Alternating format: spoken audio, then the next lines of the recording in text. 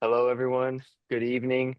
Um, Thanks for joining us today. My name is Cameron Jenkins, and I'm the president of Psi Chi here at OSU Newark. We appreciate you for joining us in this research webinar. Today, we're going to be looking at the work done in the field of psychedelic drug therapy. Our faculty co-host today is Dr. Chris Robinson, and our special research guest is a graduate researcher from Ohio State University's College of Social Work PhD program, Esenia Cassidy, or Yesenia Cassidy. Before we get started with the discussion, I'll just make a quick logistical note. So we highly encourage you guys to participate. So feel free to put any questions or comments that you have in the chat, and we'll do our best to address them throughout as we progress. Um, and then without further ado, Yesenia, the floor is yours. If you want to start by just telling us a little bit about yourself and your educational background/journey. Sure. Thank you, everyone. Great to be here. Thank you for having me. Welcome to all our attendees. Yeah, so I'm happy to do it in the, question answer format or kind of, I'm sure we'll figure it out. So my name is Esenia Cassidy. I'm a PhD student here in Columbus at the College of Social Work, and I'm actively involved with the Center for Psychedelic Drug Research and Education. We're going to talk about this center for, I think, quite a while today. So about my journey and trajectory, it's an atypical trajectory. I think I'm what's called a non-traditional student. And so my very first background used to be in linguistics and languages. Then I professionally worked in nonprofit environmentalism and eventually in media. So my big kind of chunk of career prior to going back to school was in media, mostly print, some TV, some radio. In that role, I covered a variety of topics. I was mostly focused on arts and culture, which allowed me to, for example, interview many Hollywood actors and directors when they new films would be coming out. I also wrote on the topics of society, some occasionally politics, animals' rights, human rights, but main bulk was in arts and culture. And so as I was essentially progressing in that career line, I realized I've done it for quite a while. And essentially it was sort of the same skill over and over again. And I felt like, I think I felt a little bit constrained because I wasn't sure where else to take that. And also, with the rise of AI and many other tools and mechanisms we have, it wasn't clear that journalism and media have the future I would like to to be a part of. So I wanted to go back to school, and I've always been interested in psychology, literally since I remember myself. And so for a second, I was choosing between psychology and urban studies because I think there is a big deal of psychology and urban studies, right? Not just the like broken windows theory, but overall. And so I did decide to go back to school for psychology. Eventually, it was at the school for at the New School for Social Research in New York City, and that's where I got my master's in psychology, pivoted into psychedelic research, and ultimately made it here to pursue my PhD, part of my education at the College of Social Work. That's the gist. Nice. Can you tell us about some of your research projects that you have going on right now? So, while I work with the center, I just want to clarify, do you mean me or the center? Because our work largely overlaps, but the Center for Psychedelic Drug Research and Education, being a big organization, has a lot going on. And I have some projects I've started previously, prior to getting to the PhD program. So what do you mean by that? So I would like maybe it would normally make sense to start off more general and kind of get more specific, but I think in this situation, let's start off with like some of your personal projects, some of the things where you're using psychedelics, or maybe to look at some of your work with attachment or gender. I don't know this research at all, but some of your personal research that and then after we kind of hear about that, then maybe we'll talk more generally about some of the work that's happening at the center. I would like to talk about treatment a little bit too, and I know that you guys just had some follow-up studies looking at depression with psilocybin and stuff that I'd love to hear about and stuff. But kind of more Yeah. personal your studies to begin with, though. Yeah, and just to clarify, personal doesn't mean sort of my, even though, of course, I guess every research, every line of work to a degree is a personal investigation, right? But I guess we will be talking when you say personal, I mean my work before OSU, right? And some of the projects are still continuing, and some of them also kind of overlap and line up nicely with the work of the center. So happy to cover that. So as I was finishing my master's degree in psychology, I was invited to co-write a paper on psychedelic harm reduction and integration. I'm also happy to share all or most things we'll be mentioning today because everything's digitized now, everything's online. So and my background is in harm reduction and substance use counseling. And so my focus, my concentration in my master's program in psychology was on substance abuse counseling. And so while I was already interested in psychedelics as a scholar, that invitation to co-write that paper, where essentially we bridged psychedelics and harm reduction, was really really aligned with where I wanted to be and what I wanted to do. And that paper took us about a year, I think, altogether.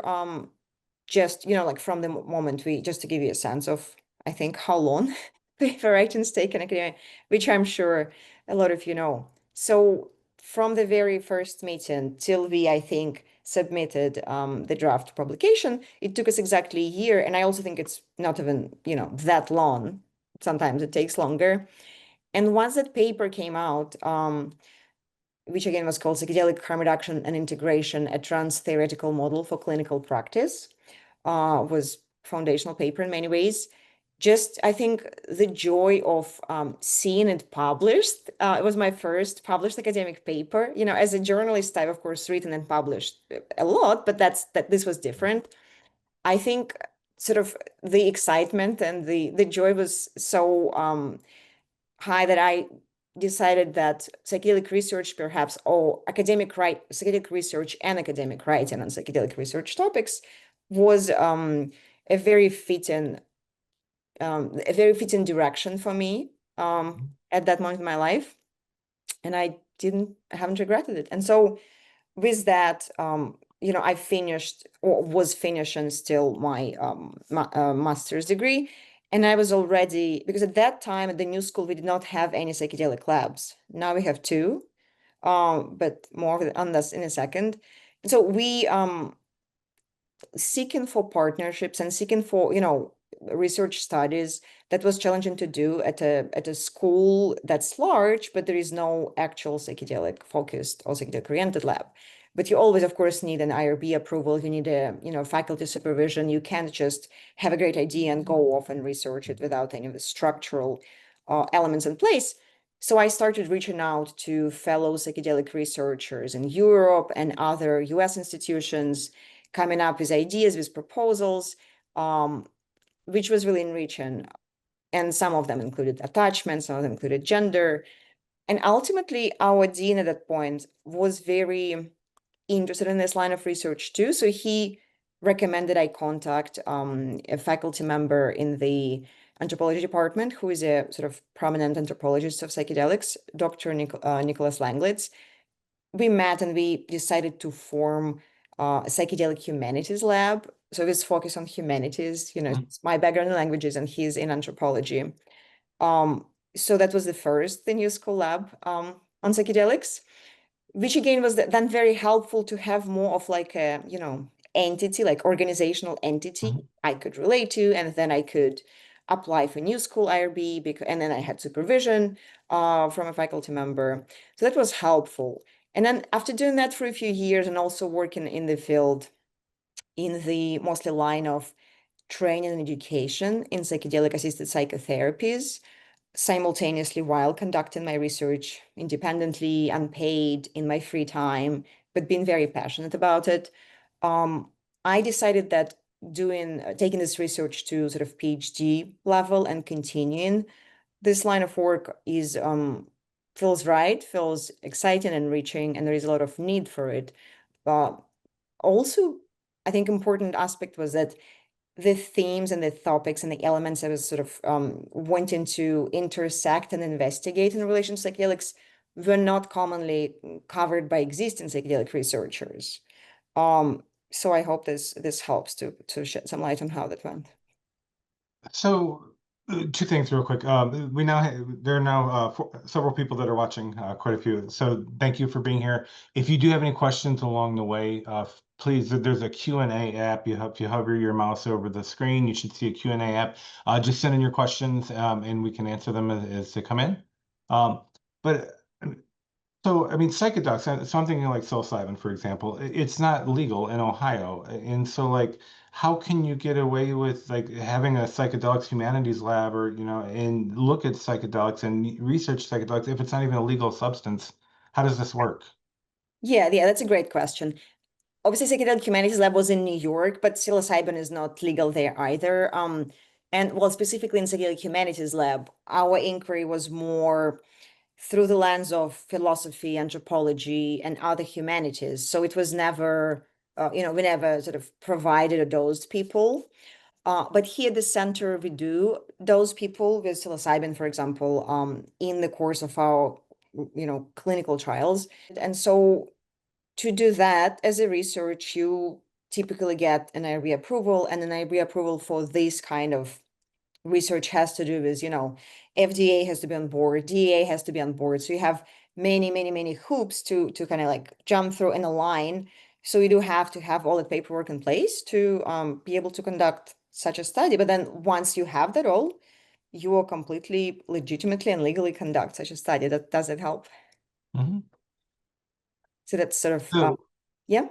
So some of the work that you have with looking at like attachment and gender, this was before you were using like psilocybin. This was like reviewing literature and coming at it from like a philosophical perspective rather than a research perspective. Is that true or no? So that's a good point. So I would say I was interested in as you may remember, I was in psychology before I started or co-founded the Psychedelic Humanities Lab.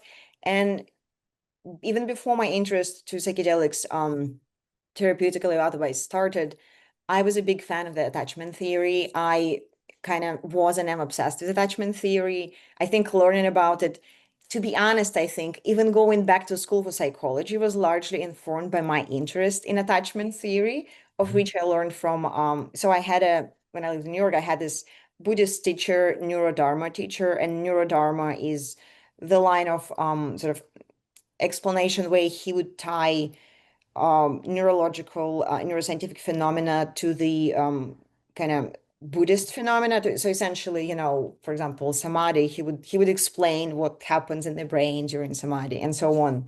So that was very interesting. He was the one who brought up and brought to my radar attachment theory, and attachment theory made so much sense.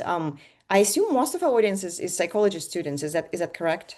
Mhm. Other students. Yeah. So I am curious to hear what you, well, you two here think, and also what our audience thinks, because I feel like personally, even before psychedelic research, attachment theory is underutilized, I feel like, clinically and societally, because I feel like attachment I guess the gist is that the notion by the British psychiatrist John Bowlby and psychoanalyst that early life experiences really shape us as people in the ways how we relate to others for the rest of our lives, and not just to our family members or caregivers, but also to romantic partners and to just all sorts of interactions, any social interaction, friend interactions, peer interactions, hierarchical interactions at work. All of this is largely informed by the quality of early life interactions. And that to me seemed fascinating and so helpful in understanding just, I think, lived experience and why some people, have some type of dynamics and other people have other types of dynamics. And so with that massive interest in attachment theory, I then went to the New School for Psychology and naturally kind of pivoting towards psychedelics towards the end of my master's. I was really eager to try to look at them together. And I think so this must have been like maybe about 6 years ago. So by that point, there was no, the field of psychedelic research is developing so quickly, it's kind of exponential at this point. Even 10 years ago, if you were in it, you would probably know all big research papers existing at that point. But it picked up really a lot. And so now it's many papers every day, so it's hard to keep track. Back then, it was easy to keep track, and even 5 years ago, I knew that there was no academic research articles on attachment and psychedelics, so I wanted to close, to bridge that gap naturally. But when I reached out to my then supervisor and advisor at the new school, I think the notion of psychedelics, even therapeutically, was still so fringe and so stigmatized that I think they immediately replied that sort of no way, no way would research psychedelics in our sort of serious academic research center on attachment, right? Which then for me was sort of, I guess, a signal to maybe pivot from psychology as a more like, confined, more rigid line of inquiry to specifically psychedelic research, which is less rigid and more exciting. So, Uh, can I ask a yeah, question real quick? Please. Yes. So, you said that you were interested in looking in your psychedelic research on things that weren't covered in pre-existing research. And then you also said that you were interested in looking at the link between attachment theory and psychedelic research. Um, one, was that one of the new additions in research on psychedelic therapy? And two, have you been able to look into that connection at all? Uh, okay, so, and I also see a question from Aurora. Thank you, Aurora. So if I understood you correctly, so I'm going to try and answer, and if I didn't cover something, then you let me know. Um, so I was like beginning to just formulate the questions for myself. And I guess my main question, clinically, therapeutically oriented, would be how to increase attachment security, right? Because that's the question for if we approach and social functioning, relationships, mental health, it is a fact that insecure attachments correlate with multiple sort of worse off outcomes in a variety of domains, and conversely, secure attachment has demonstrated improvements, again, like less substance use, less depression, anxiety, and so on and so forth, peer relationship, life satisfaction, job satisfaction. There is lots of research on that. And so my lens would always be increasing attachment security. And then when psychedelics come to the picture, I would be naturally curious, could they help, right? Given they at that point limited, but still pretty substantial already and existed, pretty well recorded track record of psychedelics in improvements in mental health in a variety of Hmm. conditions, right? And so while I was formulating and still sort of figuring that out, this paper appeared, I think, in late 2020 by Dr. Christopher and their lab from, I think it's Portland, VA in Portland, Oregon.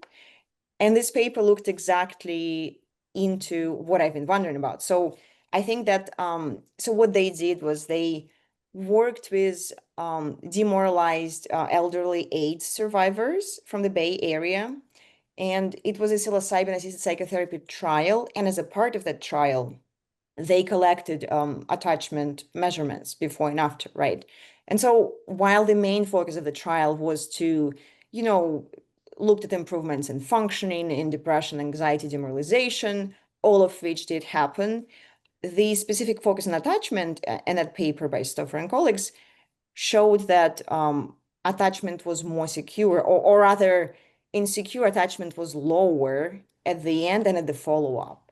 And so that's the first, as far as we know, empirical study of this. And there's been, I think, a few naturalistic studies since. And I don't know if like it's been a trial. I'm not aware of like there been specific trial that would either focus on attachment or include it as one of the measurements. So it's still something, something in making.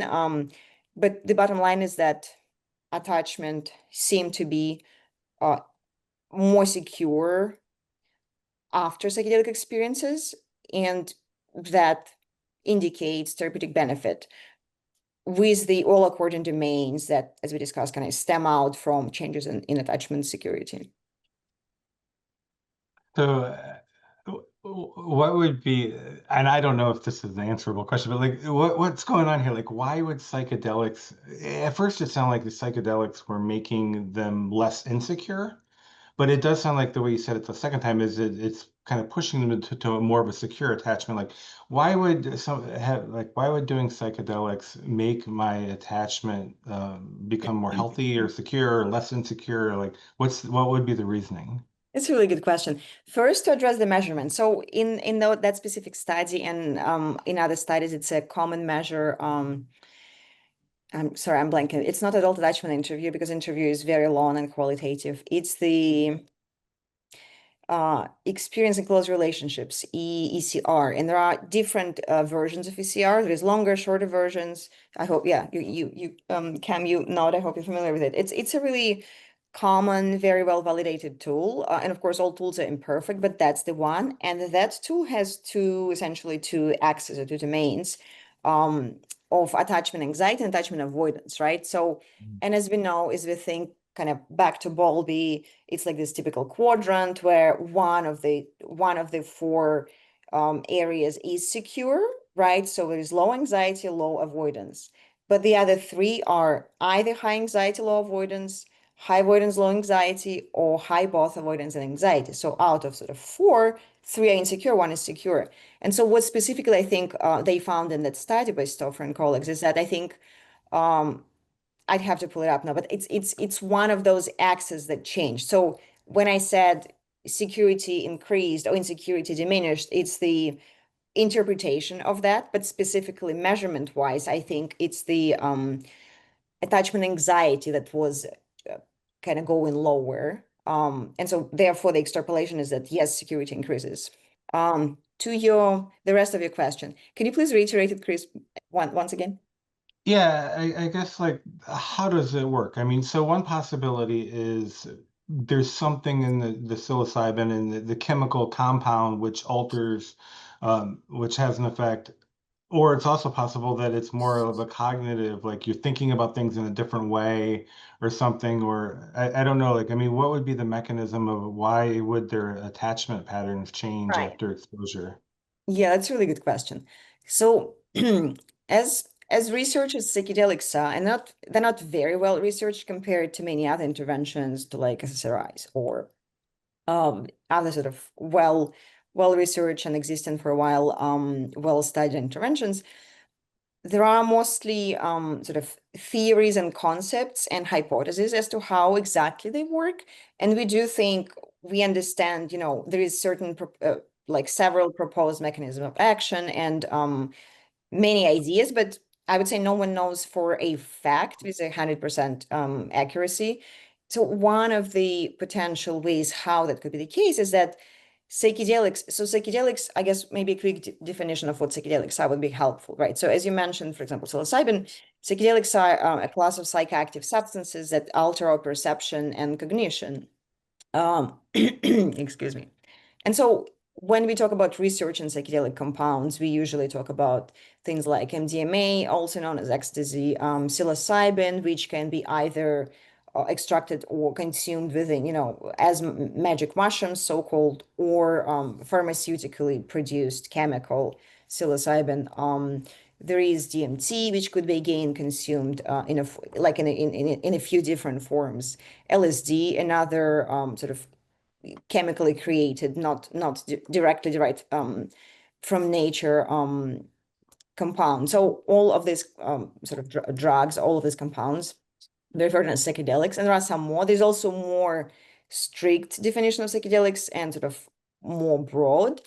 But specifically, we refer to compounds that act by binding to and activating the serotonin 5-HT2A receptor. So they all seem to affect that receptor, 5-HT2A.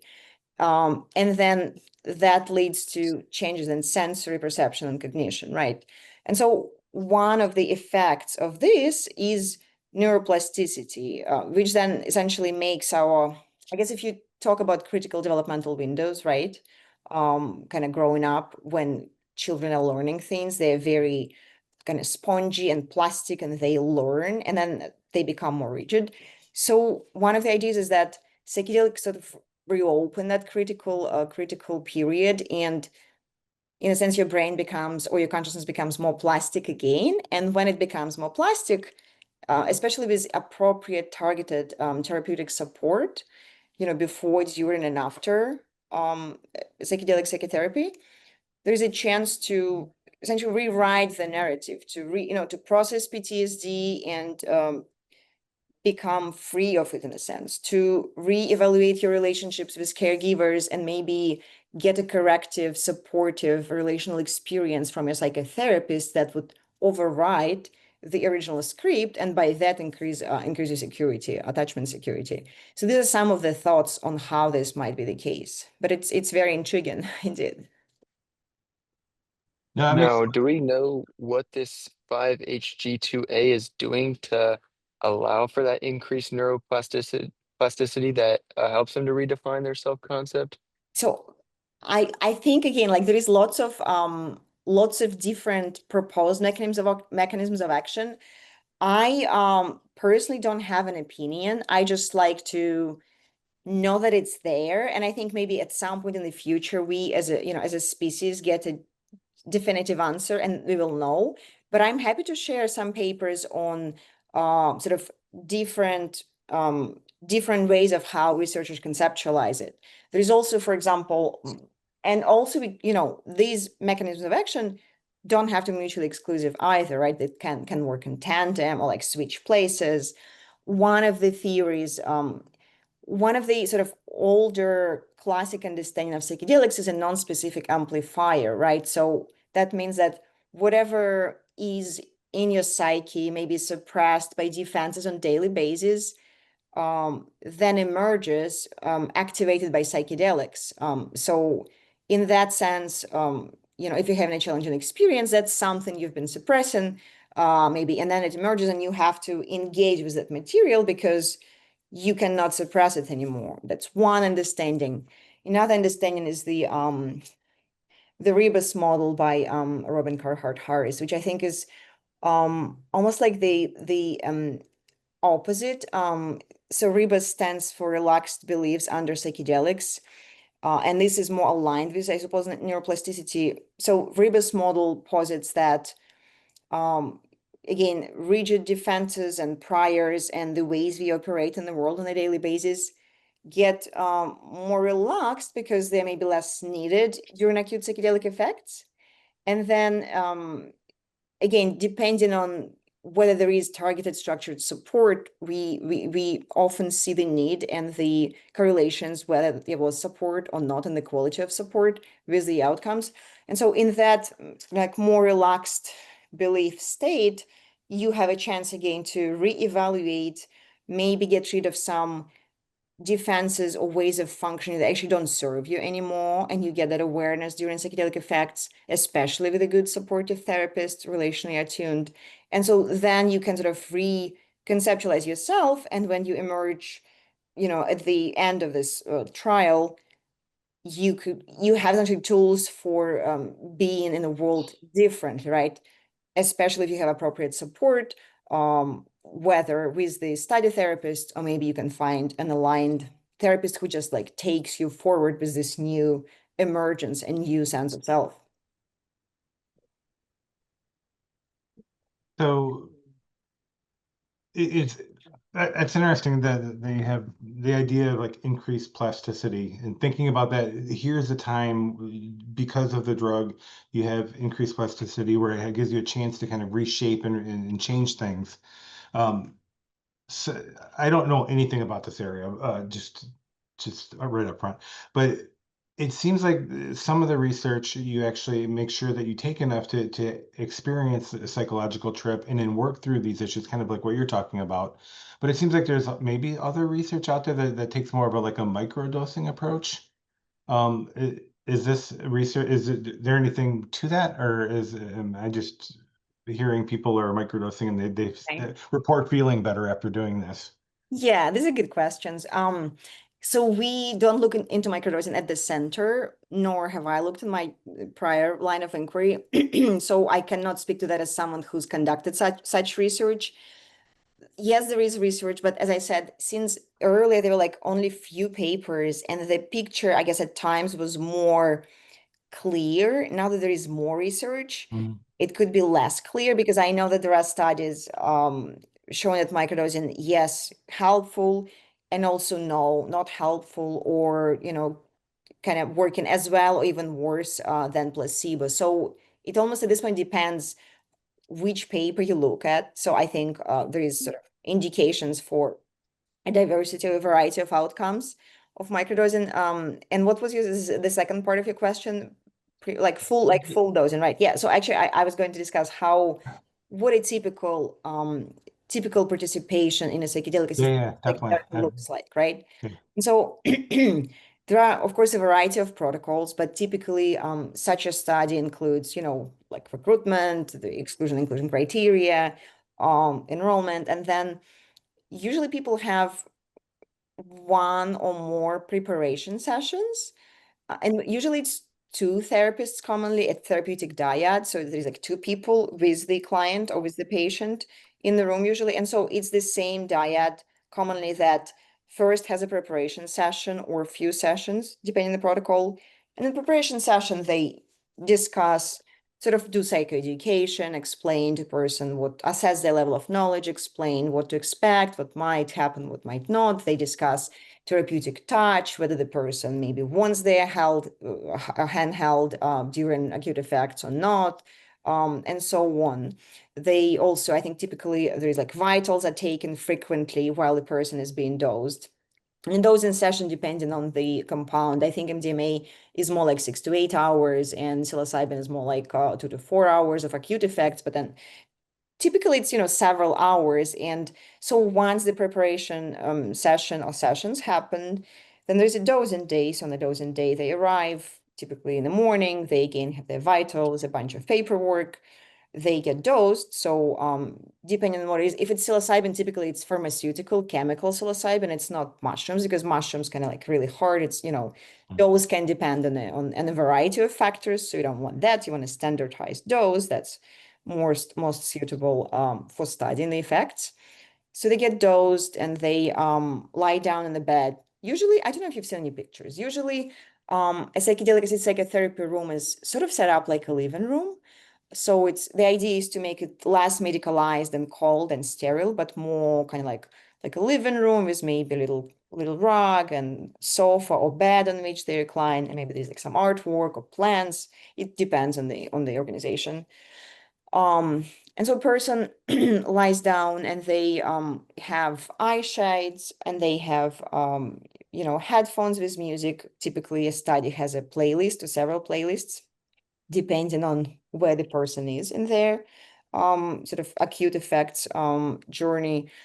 And again, depending on compounds, some compounds are more conducive to kind of like people talking and being social. Some compounds are more almost like they talk to the therapist and they go in for maybe a couple hours. Maybe sometimes they emerge and want to share some insights or get feedback, or maybe they want their, handheld, or maybe they want some water and so on. Then they go back. And so it kind of goes like this in this fashion for as long as the effects are present. Excuse me. And then so usually a person needs to be picked up, like unless they're staying there overnight, which does happen in some facilities, so they could be monitored. If they are not staying overnight, so I think it's more common that someone pre-designated comes and picks them up, because you can't release person after such experience on their own or in an Uber. It has to be someone previously agreed upon, like a family member, partner, and so on, friend. And then usually the first integration session happens the day after or the morning after. And again, depending on the protocol, it could be one integration session or more integration sessions. And sometimes the study design is a little bit more complex. So we talked now about sort of design where it's just one dosing session, right? So preparation, dosing session, integration. But often it's several dosing sessions. So then integration would be after each of the dosing sessions. and at the very end too, because integration is viewed as important and helpful in meaning making, how to approach this changed sort of life and how to move forward and integrate those insights into day-to-day functioning. Interesting. In some ways, it kind of reminds me like the memory consolidation literature. And Loftus's work, where you have a memory and you reactivate that memory and that trace, and it can get altered and changed and stuff. And it sounds kind of like you're kind of taking advantage of that with the increased plasticity. Absolutely. And there is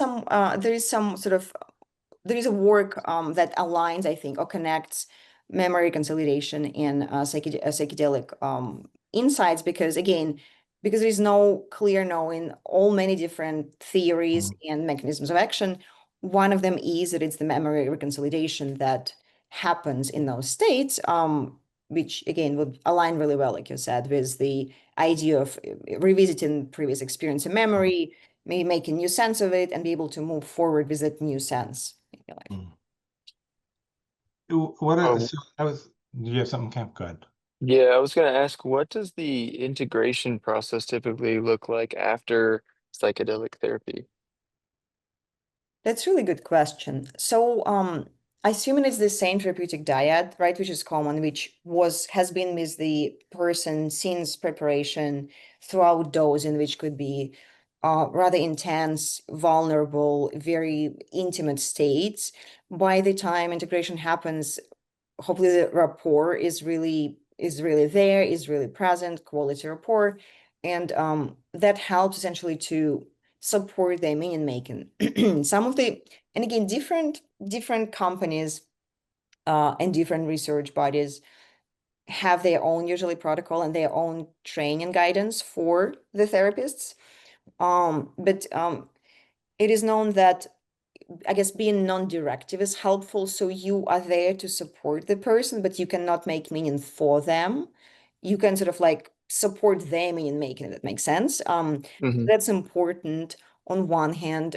So it sort of some approach this as inner directed and non-directive. So non-directive means you do not direct them as a therapist, and inner directed is that they sort of do their own inquiry, both during acute effects and when interpreting those experiences, and you support them to the best of your ability. And I guess interestingly, there is no therapeutic modality standard for psychedelic assisted psychotherapies, which I think was one of the potential one of the issues with MDMA not being approved by FDA, I think a summer ago, so in 2024.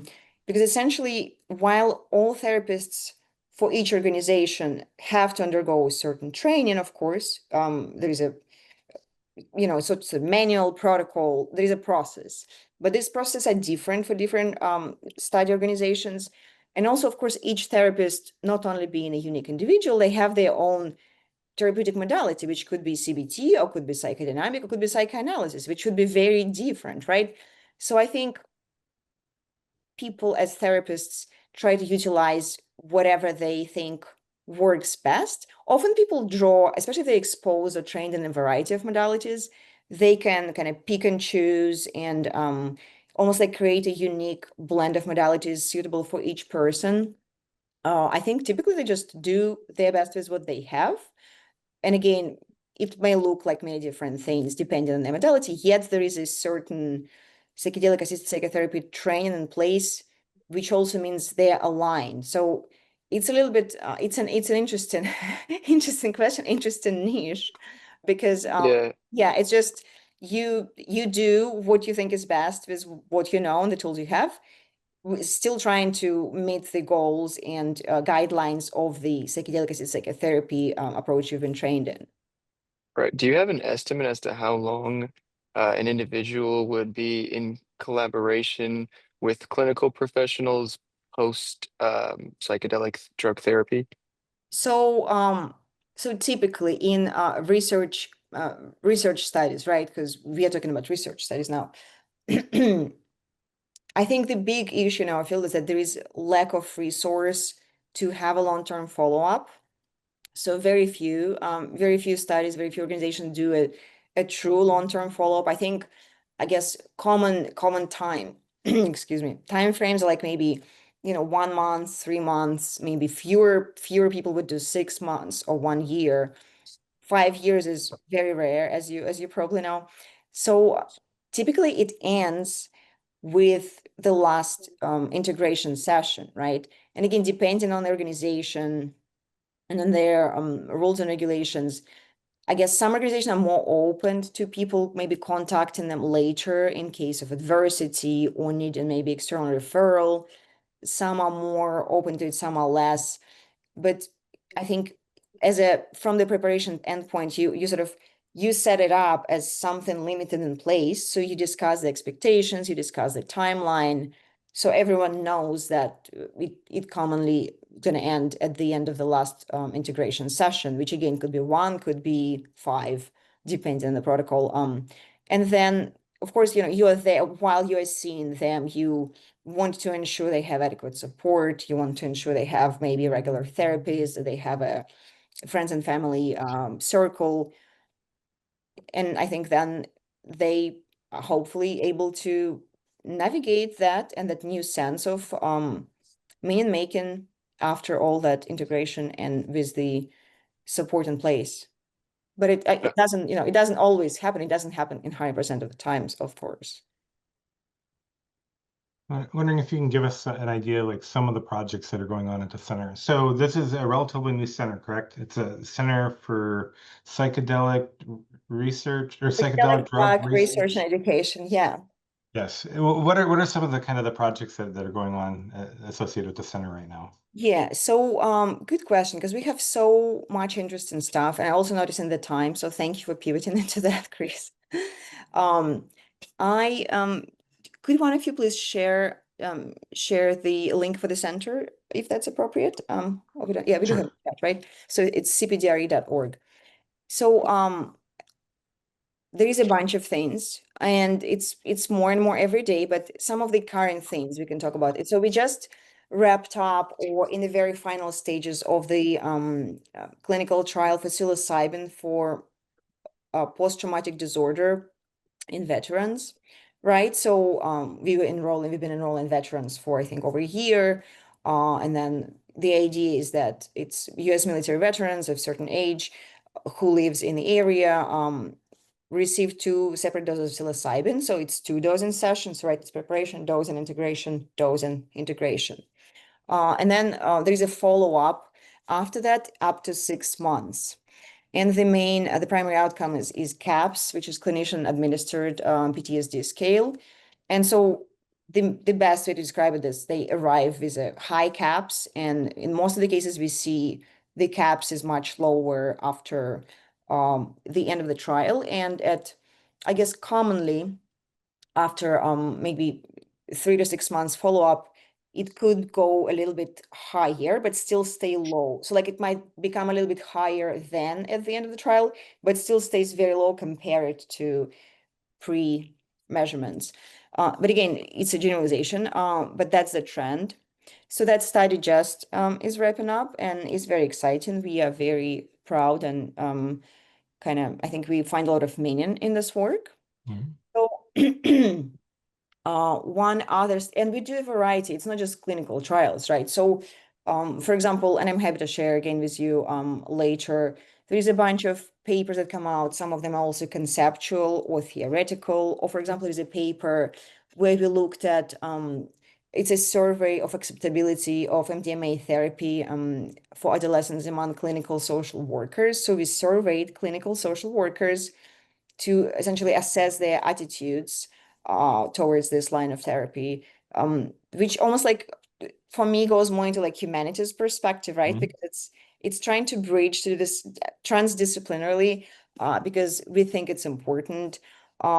So one other important line of inquiry is the work with gender and sexual minorities and how psychedelic use um, on one hand, for example, it seems like psychedelic use helps people use it, gender and sexual minority individuals use it to cope with minority stress. based on minority stress theory on one hand. On the other hand, in the work I've done outside of the center, I also saw that psychedelics are used by gender and sexual minorities to explore and reaffirm their gender identity. So even in that sense, there is a variety of different questions that we can discuss and find exciting. One other important line of work is education. So we are really invested as a part of OSU, a land-grant institution in the College of Social Work. We are really invested in education, and more not just me, other people also have background in harm reduction, substance use. So we do strive to support our community. And with that, we just started, I think just a few months ago, we opened it's at OSU. It's a for credit course you can take. Again, I'm happy to share the links. I think it could be taken, I think, either as a student or as a separate individual, just to have taken this course. And very importantly, we are now working on this new educational tool supported by the state of Ohio. So we got a grant from the state of Ohio to create educational modules on psychedelics and psychedelic-related emergencies for behavioral professionals and for law enforcement. So we have started the process, and I think we have 3 events in person coming up in the new year. I think one is for behavioral professionals, one is for law enforcement, and one I can't remember now what category is. But the idea is that they can attend it free of charge to just get educated on these issues, on what, to sort of break down the misunderstandings about psychedelics, because it's not very well known, what that could look like. Excuse me. So to increase the level of people being informed. And once they take those, they participate in those events, some of those events will also be recorded, and essentially it will be a free online, free of charge educational course for any of those categories. And I think ultimately anyone who would like to get educated, I think you should be able to access it free of charge. I think maybe second half of this coming year for public benefit, essentially, supported by the state of Ohio, which I think is pretty cool. So we have a few more questions, I think, and then we can kind of start wrapping up. Like, do you have any insight, like right now? I know you this is kind of new, but like from like a police perspective, for just in general. So if you know somebody that maybe took a little too much psilocybin or a psychedelic, I mean, what are the harms? I mean, if you overdose, I mean, are there what happens if you overdose on this? Like, how can you work with individuals that may be having a bad experience? Like, what are some kind of tips? Do you have any insight into that area? I have some thoughts. Yeah, of course, that's exactly what our course, I think it's called PEACE. So it's an abbreviation, but it spells peace essentially. So kind of peace educational modules I'm talking about. So once those are in place, I'm happy to share them with you so you could circulate them on students if of interest. But I have to say that psychedelics are based on scientific inquiry and juxtaposition with other drugs. Psychedelics as some of the least harmful drugs in mental and physical health domains. So typically, I think you mentioned psilocybin. So a high dose of psilocybin could be a very intense experience, could be maybe all the fears or trauma coming up because all the defenses are, disappeared.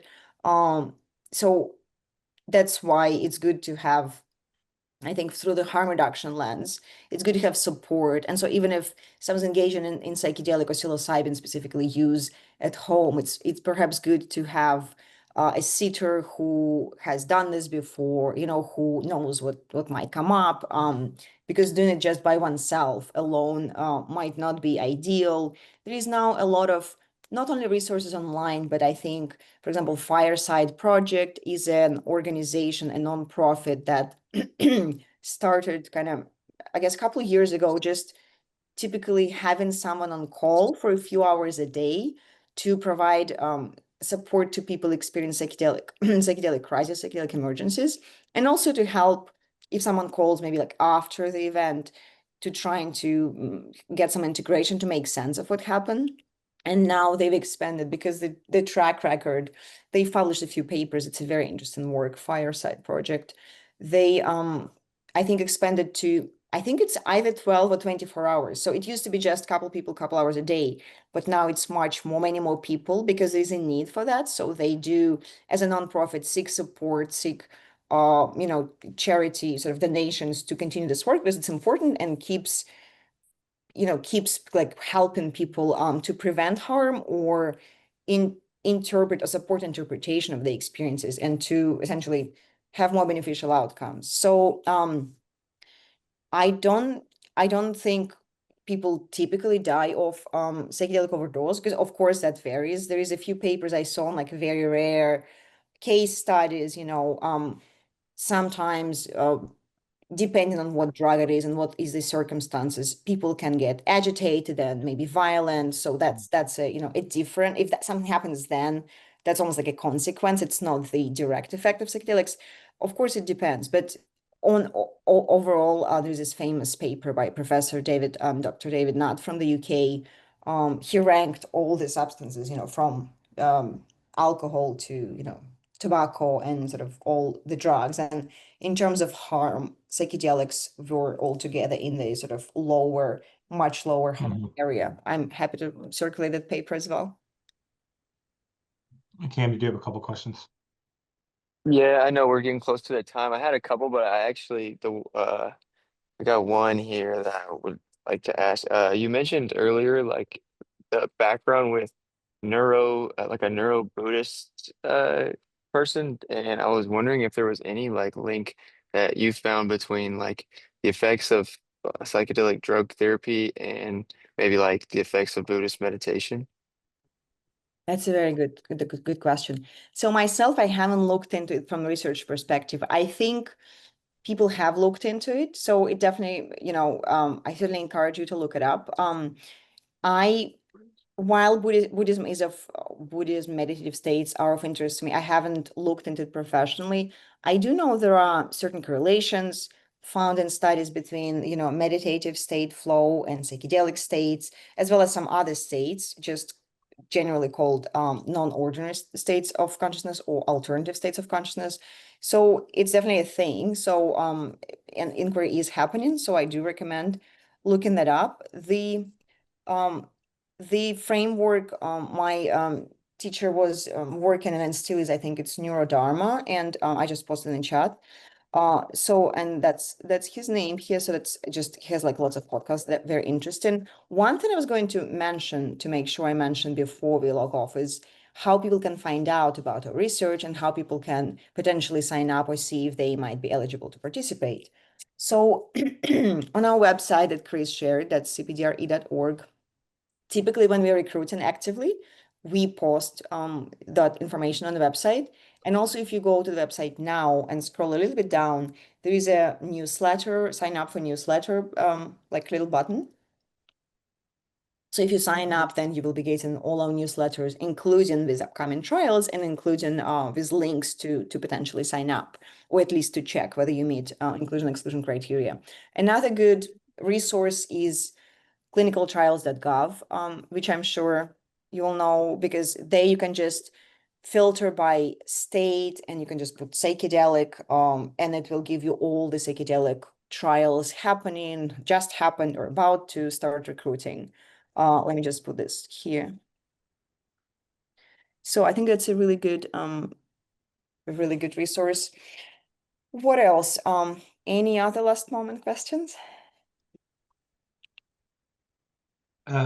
So like as far as like participation, are these normally do you get paid? Is this kind of free, or how does that work?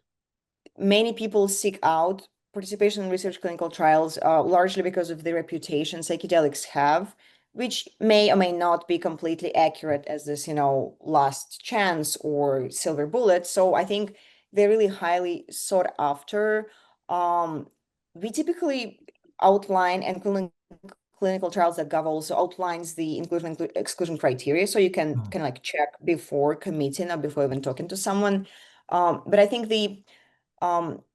since ketamine is the only psychedelic, and it's not even quite psychedelic, it's a dissociative anesthetic that's common, you can compare it to the market cost of ketamine treatment, which is thousands of dollars. Typically, depends on what it is, whether it's intranasal or intravenous. So in a sense, it's a potential life-changing thing or treatment you can get for free, which typically would be a very high cost on the market. So that doesn't mean that participants don't always do not get compensated. I think it really depends on the organization. But I think in our case, they participate because of the benefit they perceive. So is the logic kind of the same? So like if we were like ketamine, for example, while under the drug, you're more increased plasticity, and that's when you're working with, is it the same kind of logic for the different types of drugs, or? Well, the drugs we study, so it's psilocybin, and now we are preparing one with psilocybin and DMT. With those two, I would say yes, the logic is the same. Again, ketamine, I personally don't like when ketamine gets lumped together with psychedelics. But I think ketamine is at the same time, a good case study because it's relatively common. But at the same time, the way it's administered, it could be currently, right? Currently, legally, it could be in a variety of settings. It could be with support, with minimal support, no support. It could be intranasal, intravenous, in other modalities, lozenges. So therefore, it may go in a variety of ways, but the ballpark, very basically, yes, it is increased neuroplasticity. But of course, if the support then is minimal during or after, if it's minimal or non-existent, the question is, how is a person doing if there is zero support, if they're just in the room, hooked to the intravenous ketamine, and then they go home, essentially. So all of this is very interesting, and there is research on that. Yeah, I wish we had more time because it's very interesting. I don't have any other, I don't see any questions from the audience. Do you have any other questions, Cam? I do not. Brilliant. I mean, this was great. I think I sort of ticked off all the boxes I wanted to tick off, essentially. I think enrollment or where you look this up or how do you sign up is a question we addressed. I'm very happy. If you are interested in any of the materials I mentioned, besides the a few ones we shared in the chat, I'm happy to send you anything and everything if you think it makes sense to circulate it within your students or other audience, because there is a lot of good and interesting and intriguing research. Excellent. Yeah. Thank you so much for taking time. And for those of you, if you do have any questions or follow-up, you feel free. I'm going to email everybody. Everybody that registered, I'll email a link to the recording. And at that point, if you do have any other questions, feel free to follow up and we can hopefully answer your questions. Yeah, you can also email me. It's Cassidy.300 by my or OSU. But I can't type and speak at the same time. Just give me 1 second. So and I like, especially if you have like more tangible questions, something about center or anything, I'm happy to kind of address it to the best of my ability or direct you, kind of point you in the right direction.